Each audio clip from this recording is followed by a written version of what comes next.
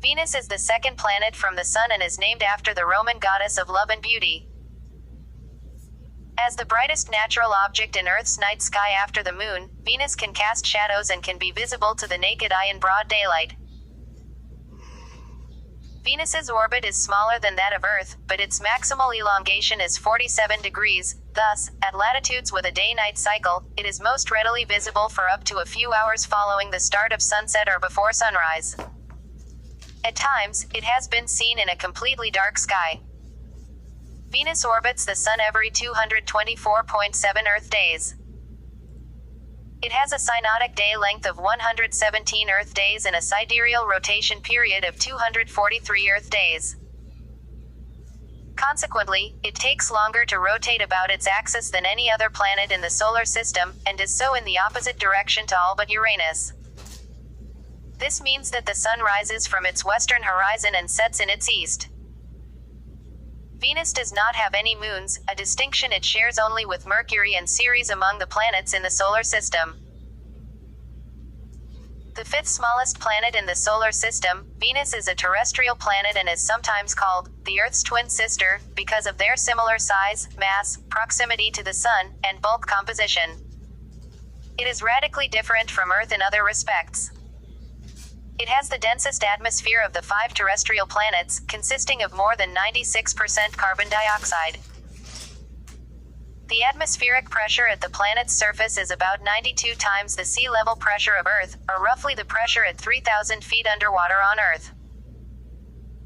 Even though Mercury is closer to the Sun, Venus has the hottest surface of any planet in the solar system, with a mean temperature of 867 degrees.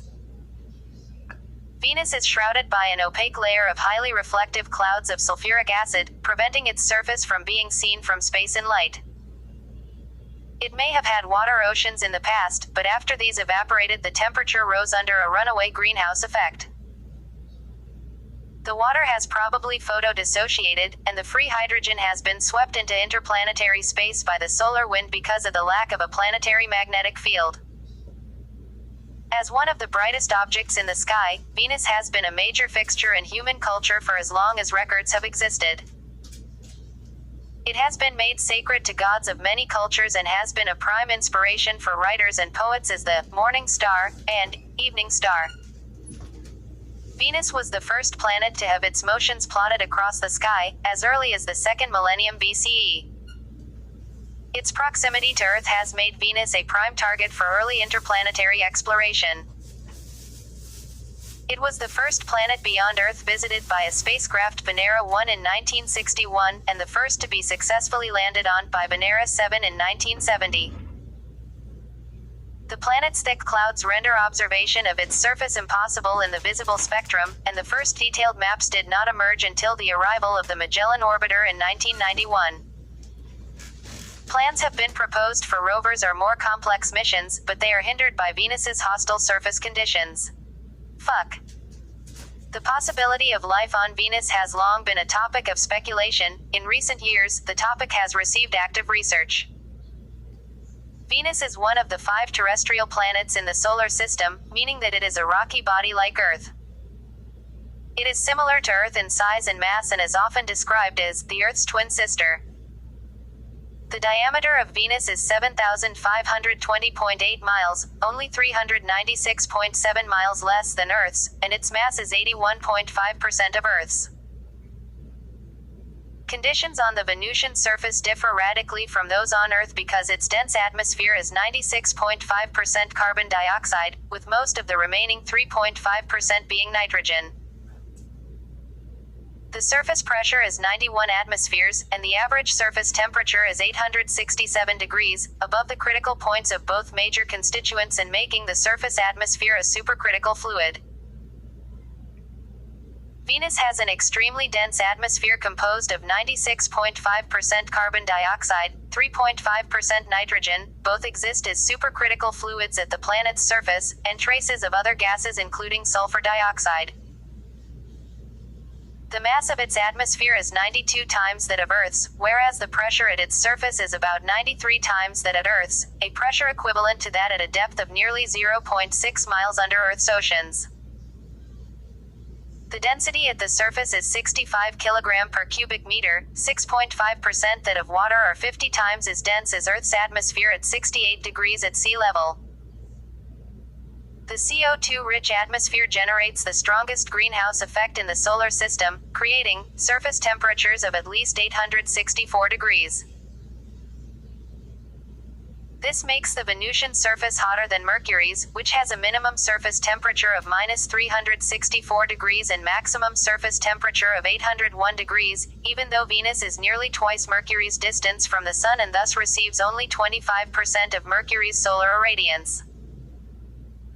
Because of its runaway greenhouse effect, Venus has been identified by scientists such as Carl Sagan as a warning and research object linked to climate change on Earth.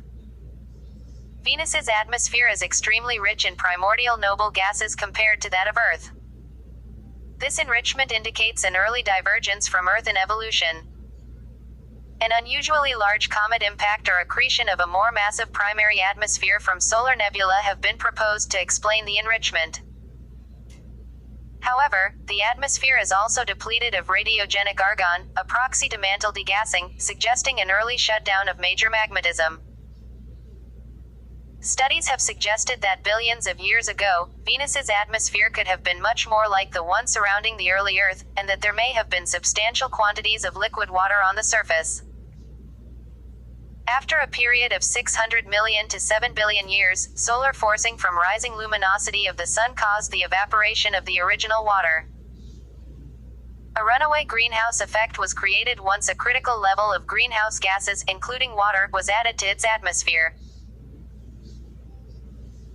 Although the surface conditions on Venus are no longer hospitable to any Earth-like life that may have formed before this event, there is speculation on the possibility that life exists in the upper cloud layers of Venus, 30 miles up from the surface, where the temperature ranges between 86 and 176 degrees but the environment is acidic. The putative detection of an absorption line of phosphine in Venus's atmosphere, with no known pathway for abiotic production, led to speculation in September 2020 that there could be extant life currently present in the atmosphere. Later research attributed the spectroscopic signal that was interpreted as phosphine to sulfur dioxide, or found that in fact there was no absorption line. Thermal inertia and the transfer of heat by winds in the lower atmosphere mean that the temperature of Venus's surface does not vary significantly between the planet's two hemispheres, those facing and not facing the Sun, despite Venus's extremely slow rotation. Winds at the surface are slow, moving at a few kilometers per hour, but because of the high density of the atmosphere at the surface, they exert a significant amount of force against obstructions, and transport dust and small stones across the surface. This alone would make it difficult for a human to walk through, even without the heat, pressure, and lack of oxygen. Above the dense CO2 layer are thick clouds, consisting mainly of sulfuric acid, which is formed by sulfur dioxide and water through a chemical reaction resulting in sulfuric acid hydrate. Additionally, the atmosphere consists of approximately 1% ferric chloride. Other possible constituents of the cloud particles are ferric sulfate, aluminium chloride and phosphoric anhydride. Clouds at different levels have different compositions and particle size distributions.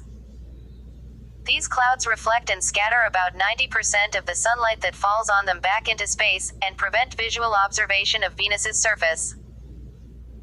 The permanent cloud cover means that although Venus is closer than Earth to the Sun, it receives less sunlight on the ground.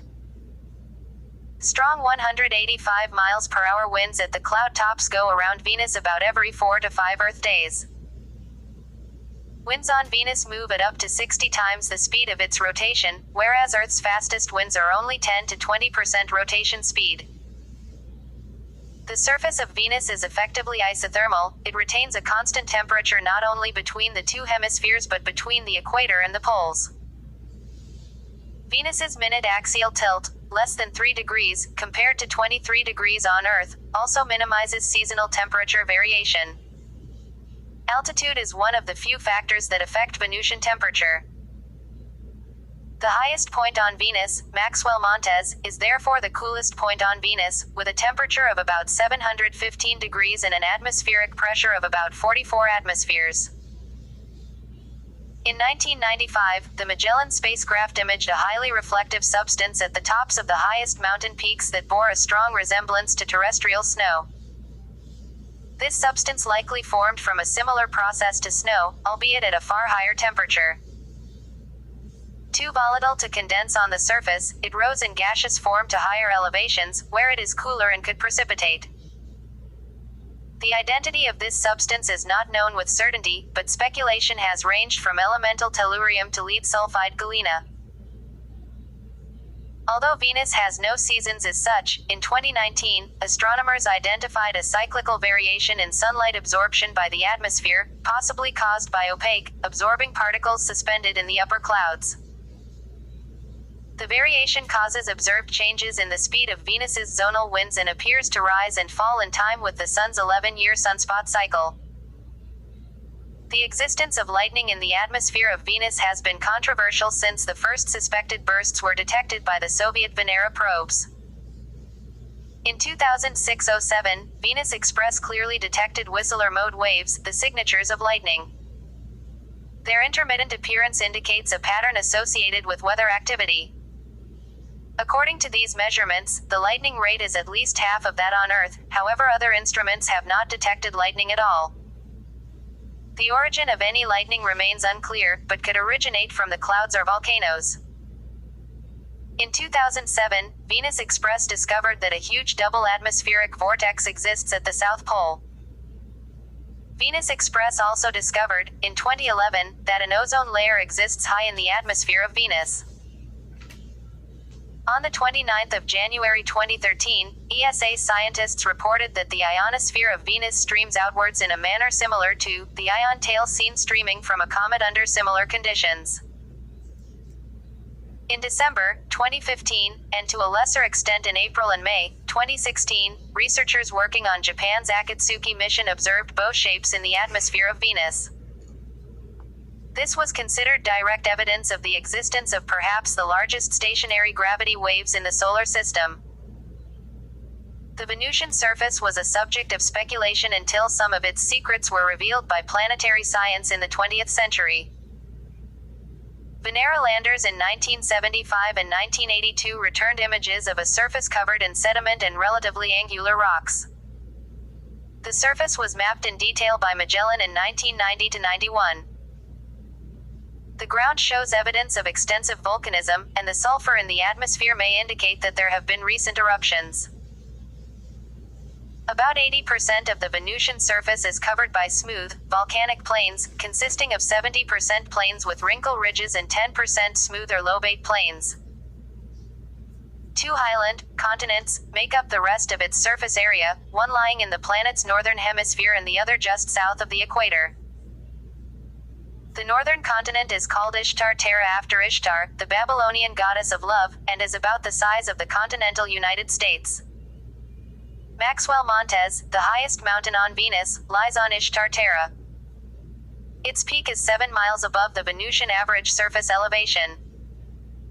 The southern continent is called Aphrodite Terra, after the Greek goddess of love, and is the larger of the two highland regions at roughly the size of Africa. A network of fractures and faults covers much of this area. The absence of evidence of lava flow accompanying any of the visible calderas remains an enigma. The planet has few impact craters, demonstrating that the surface is relatively young, at 300 to 600 million years old. Venus has some unique surface features in addition to the impact craters, mountains, and valleys commonly found on rocky planets.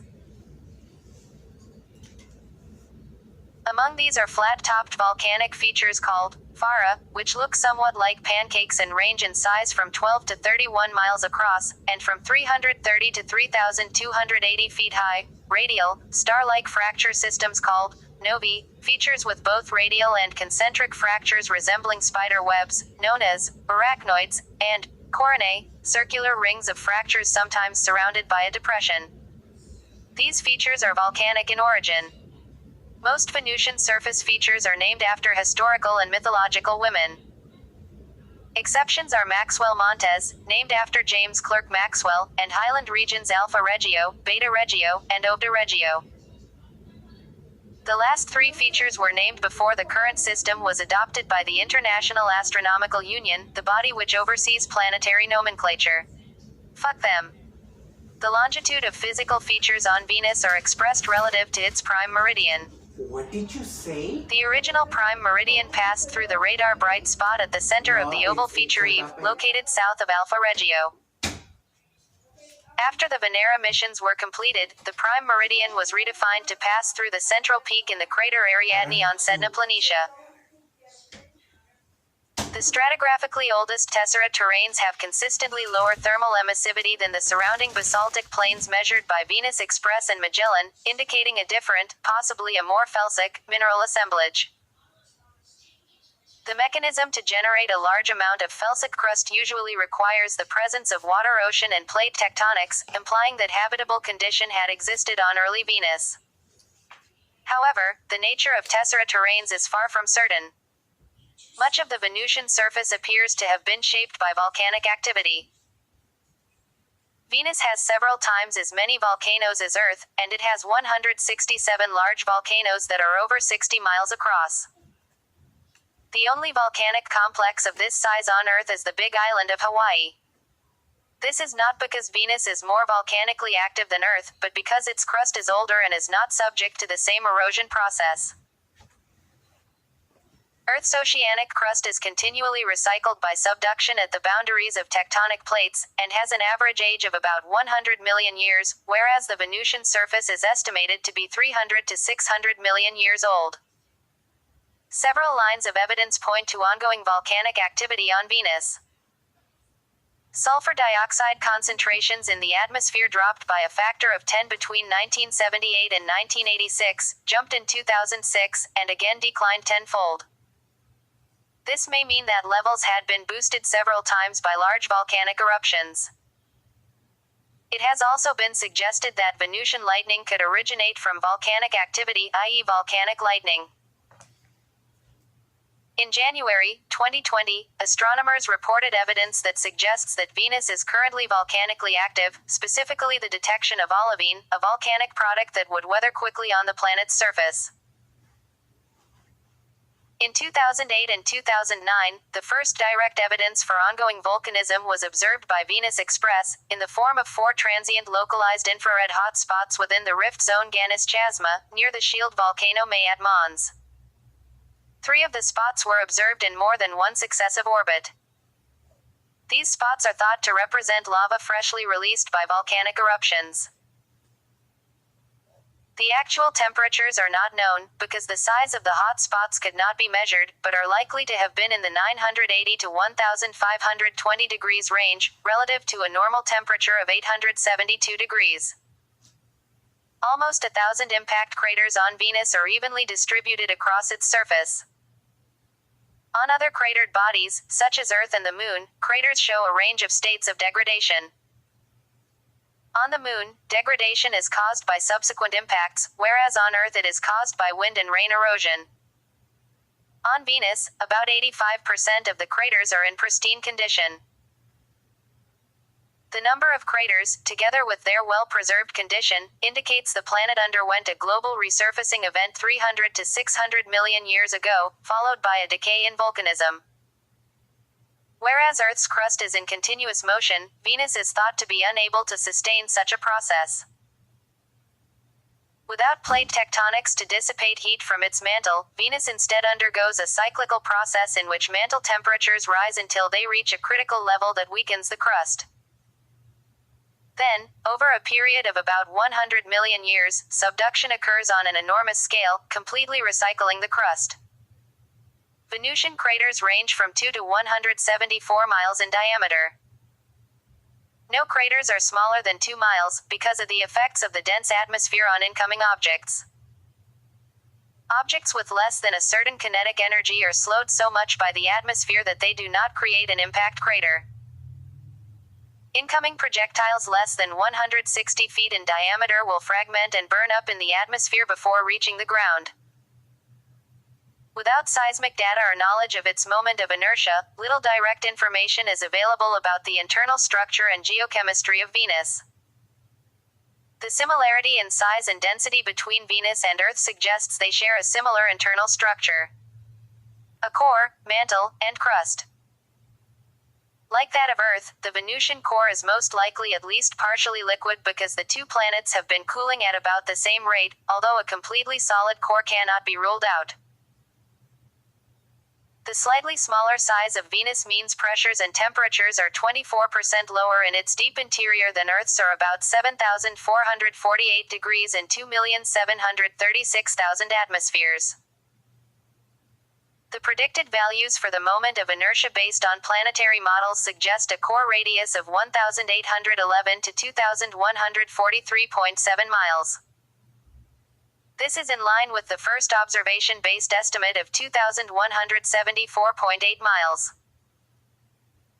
The principal difference between the two planets is the lack of evidence for plate tectonics on Venus, possibly because its crust is too strong to subduct without water to make it less viscous. This results in reduced heat loss from the planet, preventing it from cooling and providing a likely explanation for its lack of an internally generated magnetic field. Instead, Venus may lose its internal heat in periodic major resurfacing events. In 1967, Venera 4 found Venus's magnetic field to be much weaker than that of Earth. This magnetic field is induced by an interaction between the ionosphere and the solar wind, rather than by an internal dynamo as in the Earth's core. Venus's small induced magnetosphere provides negligible protection to the atmosphere against cosmic radiation. The lack of an intrinsic magnetic field at Venus was surprising, given that it is similar to Earth in size and was expected also to contain a dynamo at its core. A dynamo requires three things: a conducting liquid, rotation, and convection. The core is thought to be electrically conductive and, although its rotation is often thought to be too slow, simulations show it is adequate to produce a dynamo. This implies that the dynamo is missing because of a lack of convection in Venus's core. On Earth, convection occurs in the liquid outer layer of the core because the bottom of the liquid layer is much higher in temperature than the top. On Venus, a global resurfacing event may have shut down plate tectonics and led to a reduced heat flux through the crust. This insulating effect would cause the mantle temperature to increase, thereby reducing the heat flux out of the core. As a result, no internal geodynamo is available to drive a magnetic field. Instead, the heat from the core is reheating the crust. One possibility is that Venus has no solid inner core, or that its core is not cooling, so that the entire liquid part of the core is at approximately the same temperature.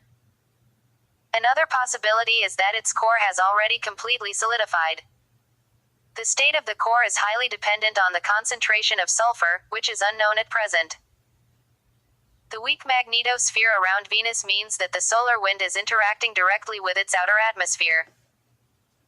Here, ions of hydrogen and oxygen are being created by the dissociation of water molecules from ultraviolet radiation. The solar wind then supplies energy that gives some of these ions sufficient velocity to escape Venus's gravity field. This erosion process results in a steady loss of low-mass hydrogen, helium, and oxygen ions, whereas higher-mass molecules, such as carbon dioxide, are more likely to be retained. Atmospheric erosion by the solar wind could have led to the loss of most of Venus's water during the first billion years after it formed. However, the planet may have retained a dynamo for its first 2 to 3 billion years, so the water loss may have occurred more recently. The erosion has increased the ratio of higher-mass deuterium to lower-mass hydrogen in the atmosphere 100 times compared to the rest of the solar system. Holy human excrement. Venus orbits the Sun at an average distance of about 0.72 astronomical units, 66,960,000 miles, and completes an orbit every 224.7 days. Although all planetary orbits are elliptical, Venus's orbit is currently the closest to circular, with an eccentricity of less than 0.01. Simulations of the early solar system orbital dynamics have shown that the eccentricity of the Venus orbit may have been substantially larger in the past, reaching values as high as 0.31 and possibly impacting the early climate evolution. The current near-circular orbit of Venus means that when Venus lies between Earth and the Sun in inferior conjunction, it makes the closest approach to Earth of any planet at an average distance of 25 million miles. The planet reaches inferior conjunction every 584 days, on average. Because of the decreasing eccentricity of Earth's orbit, the minimum distances will become greater over tens of thousands of years.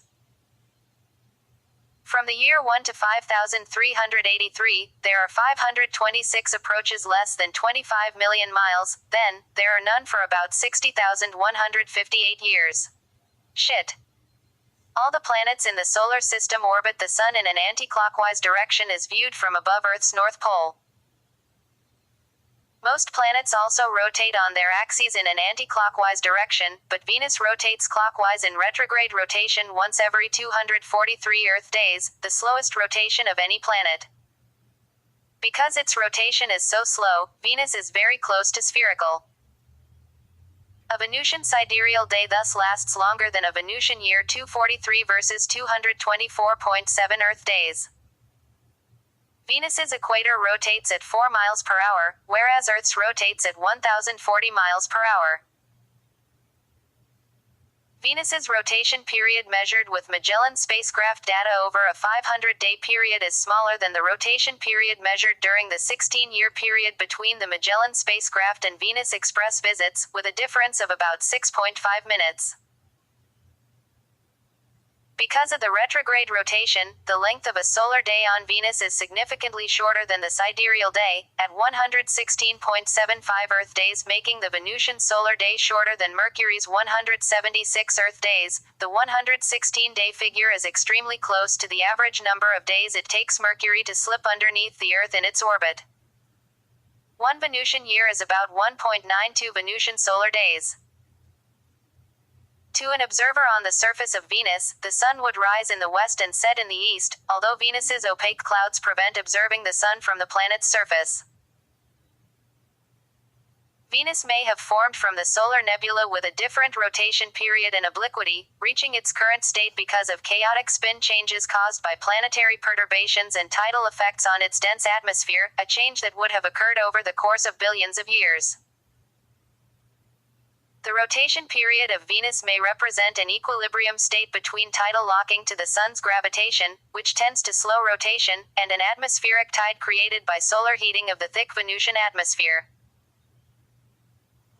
The 584-day average interval between successive close approaches to Earth is almost exactly equal to 5 Venusian solar days, 5.001444 to be precise, but the hypothesis of a spin-orbit resonance with Earth has been discounted. Venus has no natural satellites. It has several Trojan asteroids. The quasi-satellite 2002 VE68 and two other temporary Trojans, 2001 CK32 and 2012 XE133. In the 17th century, Giovanni Cassini reported a moon orbiting Venus, which was named Neith, and numerous sightings were reported over the following 200 years, but most were determined to be stars in the vicinity. Alex Alemes and David Stevenson's 2006 study of models of the early solar system at the California Institute of Technology shows Venus likely had at least one moon created by a huge impact event billions of years ago. About 10 million years later, according to the study, another impact reversed the planet's spin direction and caused the Venusian moon gradually to spiral inward until it collided with Venus. If later impacts created moons, these were removed in the same way. An alternative explanation for the lack of satellites is the effect of strong solar tides, which can destabilize large satellites orbiting the inner terrestrial planets. To the naked eye, Venus appears as a white point of light brighter than any other planet or star, apart from the Sun. The planet's mean apparent magnitude is -4.14 with a standard deviation of 0.31. The brightest magnitude occurs during crescent phase about 1 month before or after inferior conjunction. Venus fades to about magnitude -3 when it is backlit by the Sun. The planet is bright enough to be seen in broad daylight, but is more easily visible when the Sun is low on the horizon or setting. As an inferior planet, it always lies within about 47 degrees of the Sun. Venus Venus overtakes Earth every 584 days as it orbits the Sun. As it does so, it changes from the evening star, visible after sunset, to the morning star, visible before sunrise. Although Mercury, the other inferior planet, reaches a maximum elongation of only 28 degrees and is often difficult to discern in twilight, Venus is hard to miss when it is at its brightest. Its greater maximum elongation means it is visible in dark skies long after sunset. As the brightest point-like object in the sky, Venus is a commonly misreported UFO. As it orbits the Sun, Venus displays phases like those of the Moon in a telescopic view. The planet appears as a small and full disk when it is on the opposite side of the Sun at superior conjunction. Venus shows a larger disk and quarter phase at its maximum elongations from the Sun and appears its brightest in the night sky. The planet presents a much larger thin crescent in telescopic views as it passes along the near side between Earth and the Sun. Venus displays its largest size and new phase when it is between Earth and the Sun at inferior conjunction. Its atmosphere is visible through telescopes by the halo of sunlight refracted around it. The phases are clearly visible in a 4 inches telescope. The Venusian orbit is slightly inclined relative to Earth's orbit, thus, when the planet passes between Earth and the Sun, it usually does not cross the face of the Sun. Transits of Venus occur when the planet's inferior conjunction coincides with its presence in the plane of Earth's orbit. Transits of Venus occur in cycles of 243 years, with the current pattern of transits being pairs of transits separated by 8 years, at intervals of about 105.5 years or 121.5 years, a pattern first discovered in 1639 by the English astronomer Jeremiah Horrocks. The latest pair was June 8, 2004 and June 5–6, 2012. The transit could be watched live from many online outlets or observed locally with the right equipment and conditions. The preceding pair of transits occurred in December 1874 and December 1882. The following pair will occur in December 2117 and December 2125. The 1874 transit is the subject of the oldest film known, the 1874 Passage to Venus. Historically, transits of Venus were important because they allowed astronomers to determine the size of the astronomical unit, and hence the size of the solar system as shown by Horrocks in 1639. Captain Cook's exploration of the east coast of Australia came after he had sailed to Tahiti in 1768 to observe a transit of Venus. The pentagram of Venus is the path that Venus makes as observed from Earth. Successive inferior conjunctions of Venus repeat very near a 13:8 ratio. Earth orbits 8 times for every 13 orbits of Venus, shifting 144 degrees upon sequential inferior conjunctions. The 13:8 ratio is approximate. 8/13 is approximately 0.61538 while Venus orbits the Sun in 0.61519 years. The pentagram of Venus is sometimes also referred to as the petals of Venus due to the path's visual similarity to a flower. Naked eye observations of Venus during daylight hours exist in several anecdotes and records. Astronomer Edmund Halley calculated its maximum naked eye brightness in 1716, when many Londoners were alarmed by its appearance in the daytime. French Emperor Napoleon Bonaparte once witnessed a daytime apparition of the planet while at a reception in Luxembourg. Another historical daytime observation of the planet took place during the inauguration of the American President Abraham Lincoln in Washington, D.C., on the 4th of March 1865. Although naked eye visibility of Venus's phases is disputed, records exist of observations of its crescent. A long-standing mystery of Venus observations is the so-called ashen light, an apparent weak illumination of its dark side, seen when the planet is in the crescent phase. The first claimed observation of ashen light was made in 1643, but the existence of the illumination has never been reliably confirmed. Observers have speculated it may result from electrical activity in the Venusian atmosphere, but it could be illusory, resulting from the physiological effect of observing a bright, crescent-shaped object. The ashen light has often been sighted when Venus is in the evening sky, when the evening terminator of the planet is towards Earth. Because the movements of Venus appear to be discontinuous, it disappears due to its proximity to the Sun, for many days at a time, and then reappears on the other horizon. Some cultures did not recognize Venus as a single entity, instead, they assumed it to be two separate stars on each horizon. The morning and evening star. Nonetheless, a cylinder seal from the Jemdet Nasr period and the Venus tablet of Amisiduka from the First Babylonian dynasty indicate that the ancient Sumerians already knew that the morning and evening stars were the same celestial object. In the Old Babylonian period, the planet Venus was known as Ninsiana, and later as Dilbat. The name, Ninsiana, translates to Divine Lady, Illumination of Heaven, which refers to Venus as the brightest visible star. Earlier spellings of the name were written with the cuneiform sign C4 equals Su, meaning, to be red, and the original meaning may have been, Divine Lady of the Redness of Heaven, in reference to the color of the morning and evening sky. The Chinese historically referred to the morning Venus as, the Great White, Taibai Taibai, or, the opener, starter, of brightness, Qiming Qiming, and the evening Venus as, the excellent West One, Changjiang Zhangjiang. The ancient Greeks also initially believed Venus to be two separate stars. Phosphorus, the morning star, and Hesperus, the evening star. Pliny the Elder credited the realization that they were a single object to Pythagoras in the 6th century BC, while Diogenes Laertius argued that Parmenides was probably responsible for this discovery.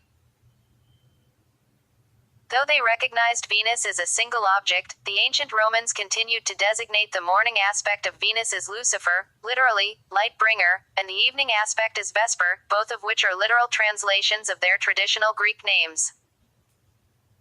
In the 2nd century, in his astronomical treatise Almagest, Ptolemy theorized that both Mercury and Venus are located between the Sun and the Earth. The 11th century Persian astronomer Avicenna claimed to have observed the transit of Venus, which later astronomers took as confirmation of Ptolemy theory. In the 12th century, the Andalusian astronomer Ibn Bajjah observed two planets as black spots on the face of the Sun. These were thought to be the transits of Venus and Mercury by 13th century Mariga astronomer Qutb al-Din Shirazi, though this cannot be true as there were no Venus transits in Ibn Bajjah's lifetime. When the Italian physicist Galileo Galilei first observed the planet in the early 17th century, he found it showed phases like the Moon, varying from crescent to gibbous to full and vice versa. When Venus is furthest from the Sun in the sky, it shows a half-lit phase, and when it is closest to the Sun in the sky, it shows as a crescent or full phase. This could be possible only if Venus orbited the Sun, and this was among the first observations to clearly contradict the Ptolemaic geocentric model that the solar system was concentric and centered on Earth. The 1639 transit of Venus was accurately predicted by Jeremiah Horrocks and observed by him and his friend, William Crabtree, at each of their respective homes, on the 4th of December 1639, the 24th of November under the Julian calendar in use at that time. The atmosphere of Venus was discovered in 1761 by Russian polymath Mikhail Lomonosov. Venus's atmosphere was observed in 1790 by German astronomer Johann Schröder. Schröder found when the planet was a thin crescent, the cusps extended through more than 180 degrees. He correctly surmised this was due to scattering of sunlight in a dense atmosphere. Later, American astronomer Chester Smith Lyman observed a complete ring around the dark side of the planet when it was at inferior conjunction, providing further evidence for an atmosphere. The atmosphere complicated efforts to determine a rotation period for the planet, and observers such as Italian-born astronomer Giovanni Cassini and Schröder incorrectly estimated periods of about 24 hours from the motions of markings on the planet's apparent surface. Little more was discovered about Venus until the 20th century. Its almost featureless disk gave no hint what its surface might be like, and it was only with the development of spectroscopic, radar and ultraviolet observations that more of its secrets were revealed. The first ultraviolet observations were carried out in the 1920s, when Frank E. Ross found that ultraviolet photographs revealed considerable detail that was absent in visible and infrared radiation. He suggested this was due to a dense, yellow lower atmosphere with high cirrus clouds above it. Spectroscopic observations in the 1900s gave the first clues about the Venusian rotation. Vesto Slipher tried to measure the Doppler shift of light from Venus, but found he could not detect any rotation. He surmised the planet must have a much longer rotation period than had previously been thought. Later work in the 1950s showed the rotation was retrograde. Radar observations of Venus were first carried out in the 1960s, and provided the first measurements of the rotation period, which were close to the modern value. Radar observations in the 1970s revealed details of the Venusian surface for the first time. Pulses of radio waves were beamed at the planet using the 1,000 feet radio telescope at Arecibo Observatory, and the echoes revealed two highly reflective regions, designated the alpha and beta regions. The observations also revealed a bright region attributed to mountains, which was called Maxwell Montes. These three features are now the only ones on Venus that do not have female names. Why not? The first robotic space probe mission to Venus and any planet was Venera 1 of the Soviet Venera program launched in 1961, though it lost contact en route. The first successful mission to Venus, as well as the world's first successful interplanetary mission, was the Mariner 2 mission by the United States, passing on the 14th of December 1962 at 21,644 miles above the surface of Venus and gathering data on the planet's atmosphere. On the 18th of October 1967, the Soviet Venera 4 successfully entered as the first to probe the atmosphere and deployed science experiments. Venera 4 showed the surface temperature was hotter than Mariner 2 had calculated, at almost 932 degrees, determined that the atmosphere was 95% carbon dioxide (CO2), and discovered that Venus's atmosphere was considerably denser than Venera 4's designers had anticipated.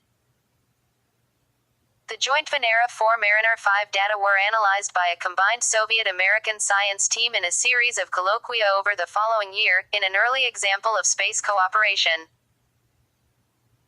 In 1974, Mariner 10 swung by Venus to bend its path toward Mercury and took ultraviolet photographs of the clouds, revealing the extraordinarily high wind speeds in the Venusian atmosphere.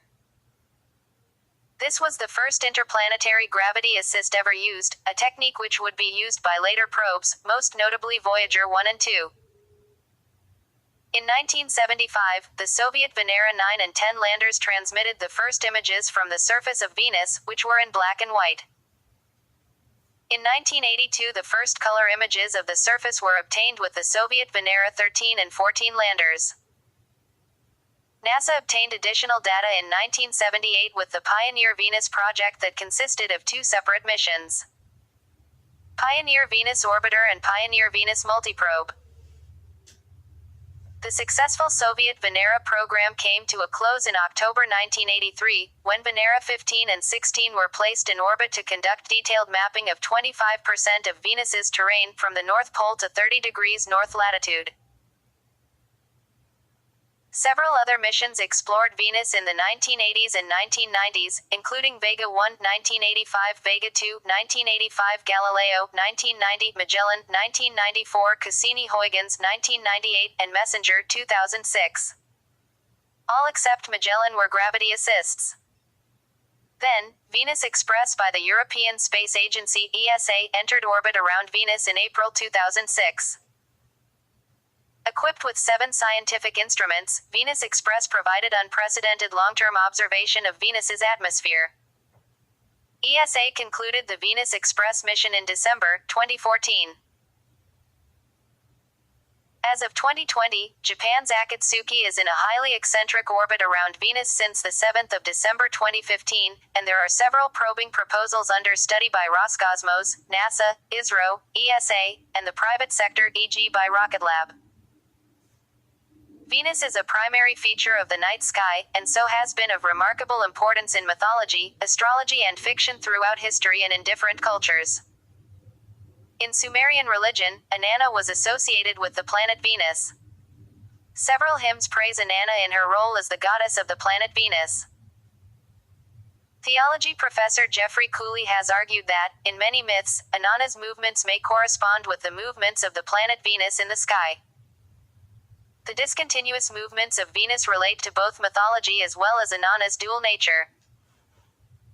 In Inanna's descent to the underworld, unlike any other deity, Inanna is able to descend into the netherworld and return to the heavens.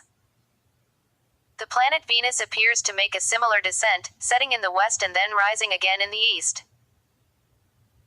An introductory hymn describes Inanna leaving the heavens and heading for Kur, what could be presumed to be the mountains, replicating the rising and setting of Inanna to the west. In Inanna and Shukalatuda and Inanna's descent into the underworld appear to parallel the motion of the planet Venus. In Inanna and Shukalatuda, Shukalatuda is described as scanning the heavens in search of Inanna, possibly searching the eastern and western horizons. In the same myth, while searching for her attacker, Inanna herself makes several movements that correspond with the movements of Venus in the sky. Classical poets such as Homer, Sappho, Ovid and Virgil spoke of the star and its light. Poets such as William Blake, Robert Frost, Letitia Elizabeth Landon, Alfred Lord Tennyson and William Wordsworth wrote odes to it. In Chinese the planet is called Jinxing, the golden planet of the metal element. In India Shukra Graha, the planet Shukra, is named after the powerful saint Shukra. Shukra, which is used in Indian Vedic astrology, means clear, pure, or brightness, clearness, in Sanskrit. One of the 9 Navagraha, it is held to affect wealth, pleasure and reproduction. It was the son of Bhrigu, preceptor of the Daityas, and guru of the Asuras. The word Shukra is also associated with semen, or generation. Venus is known as Kahora in Indonesian and Malaysian Malay. Modern Chinese, Japanese and Korean cultures refer to the planet literally as the metal star, Jinxing, based on the 5 elements. The Maya considered Venus to be the most important celestial body after the sun and moon. They called it Chak-Ek, or Noek, the great star. The cycles of Venus were important to their calendar and were described in some of their books such as Maya Codex of Mexico and Dresden Codex. The ancient Egyptians and Greeks believed Venus to be 2 separate bodies, a morning star and an evening star. The Egyptians knew the morning star as Tumautiri and the evening star as Waiti. The Greeks used the names Phosphoros, meaning light bringer, whence the element phosphorus, alternately Eosphoros, meaning dawn bringer, for the morning star, and Hesperos, meaning western one, for the evening star. Though by the Roman era they were recognized as one celestial object, known as the Star of Venus, the traditional 2 Greek names continued to be used, though usually translated to Latin as Lucifer and Vesper. With the invention of the telescope, the idea that Venus was a physical world and possible destination began to take form. The impenetrable Venusian cloud cover gave science fiction writers free rein to speculate on conditions at its surface, all the more so when early observations showed that not only was it similar in size to Earth, it possessed a substantial atmosphere. Closer to the Sun than Earth, the planet was frequently depicted as warmer, but still habitable by humans. The genre reached its peak between the 1930s and 1950s, at a time when science had revealed some aspects of Venus, but not yet the harsh reality of its surface conditions. Findings from the first missions to Venus showed the reality to be quite different and brought this particular genre to an end. As scientific knowledge of Venus advanced, science fiction authors tried to keep pace, particularly by conjecturing human attempts to terraform Venus. The astronomical symbol for Venus is the same as that used in biology for the female sex. A circle with a small cross beneath. The Venus symbol also represents femininity, and in Western alchemy stood for the metal copper. Polished copper has been used for mirrors from antiquity, and the symbol for Venus has sometimes been understood to stand for the mirror of the goddess, although that may not be its true origin. In the Greek Oxyrhynchus papyri, the symbols for Venus and Mercury didn't have the crossbar on the bottom stroke. Speculation on the possibility of life on Venus's surface decreased significantly after the early 1960s when it became clear that the conditions are extreme compared to those on Earth. Venus's extreme temperature and atmospheric pressure make water-based life is currently known unlikely. Some scientists have speculated that thermoacidophilic extremophile microorganisms might exist in the cooler, acidic upper layers of the Venusian atmosphere. Such speculations go back to 1967, when Carl Sagan and Harold J. Morowitz suggested in a Nature article that tiny objects detected in Venus's clouds might be organisms similar to Earth's bacteria, which are of approximately the same size. While the surface conditions of Venus make the hypothesis of life there implausible, the clouds of Venus are a different story altogether. As was pointed out some years ago, water, carbon dioxide and sunlight, the prerequisites for photosynthesis, are plentiful in the vicinity of the clouds. In August 2019, astronomers led by Ian Julie reported that long-term pattern of absorbance and albedo changes in the atmosphere of the planet Venus caused by unknown absorbers, which may be chemicals or even large colonies of microorganisms high up in the atmosphere of the planet, affect the climate. Their light absorbance is almost identical to that of microorganisms in Earth's clouds. Similar conclusions have been reached by other studies. In September 2020, a team of astronomers led by Jane Greaves from Cardiff University announced the likely detection of phosphine, a gas not known to be produced by any known chemical processes on the Venusian surface or atmosphere, in the upper levels of the planet's clouds. One proposed source for this phosphine is living organisms. The phosphine was detected at heights of at least 30 miles above the surface, and primarily at mid-latitudes with none detected at the poles. The discovery prompted NASA Administrator Jim Bridenstine to publicly call for a new focus on the study of Venus, describing the phosphine find as the most significant development yet in building the case for life off Earth. A statement was published on October 5, 2020, by the Organizing Committee of the International Astronomical Union's Commission F3 on Astrobiology, in which the authors of the September 2020 paper about phosphine were accused of unethical behavior, and criticized for being unscientific and misleading the public. Fuck you. Members of that commission have since distanced themselves from the IAU statement, claiming that it had been published without their knowledge or approval. The statement was removed from the IAU website shortly thereafter. The IAU's media contact Lars Lindberg Christensen stated that IAU did not agree with the content of the letter and that it had been published by a group within the F3 Commission, not IAU itself. Fuck them. Subsequent analysis of the data processing used to identify phosphine in the atmosphere of Venus has raised concerns that the detection line may be an artifact. The use of a 12th order polynomial fit may have amplified noise and generated a false reading. Observations of the atmosphere of Venus at other parts of the electromagnetic spectrum in which a phosphine absorption line would be expected did not detect phosphine. By late October 2020, reanalysis of data with a proper subtraction of background did not result in the detection of phosphine. The Committee on Space Research is a scientific organization established by the International Council for Science. Among their responsibilities is the development of recommendations for avoiding interplanetary contamination. For this purpose, space missions are categorized into 5 groups. Due to the harsh surface environment of Venus, Venus has been under the Planetary Protection Category 2. This indicates that there is only a remote chance that spacecraft-borne contamination could compromise investigations.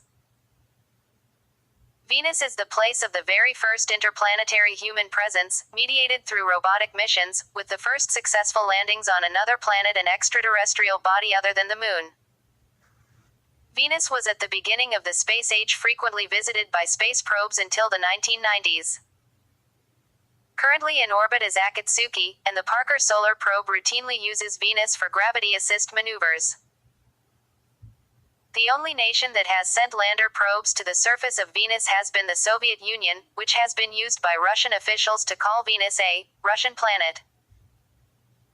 While the surface conditions of Venus are very inhospitable, the atmospheric pressure and temperature 31 miles above the surface are similar to those at Earth's surface. With this in mind, the Soviet engineer Sergei Zhytomyrsky (1929–2004) in 1971 and more contemporarily NASA aerospace engineer Jeffrey A. Landis in 2003 suggested the use of aerostats for crewed exploration and possibly for permanent, floating cities, in the Venusian atmosphere, an alternative to the popular idea of living on planetary surfaces such as Mars. Among the many engineering challenges for any human presence in the atmosphere of Venus are the corrosive amounts of sulfuric acid in the atmosphere. The high-altitude Venus operational concept HAVOC by NASA is a mission concept that proposed a crewed aerostat design.